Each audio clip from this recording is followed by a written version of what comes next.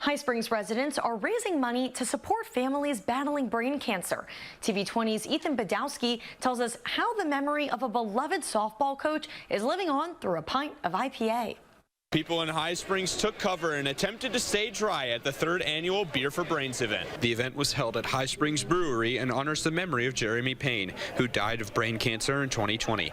Payne was the softball coach at Santa Fe High School and helped start a softball league in High Springs. A friend of Payne's got emotional when asked about his impact to the area. Take a look around. It's phenomenal. There's some of these girls that are now sophomores, juniors in high school, and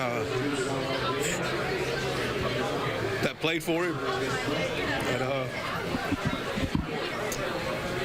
he was a good dude. Payne's daughters shared what they want people to know about their father. He was the most driven, dedicated, wholehearted person that I probably knew. Yeah, he never gave up his fight. People at the event were treated to beer and food from local barbecue vendors. There was also a raffle and live music for entertainment. One organizer said the amount of support for Payne shows what makes High Springs a special community. It's fantastic because with High Springs and Alachua, a lot of these kids live in both these cities, and with the combination of both cities, the community's larger and just gets everybody out.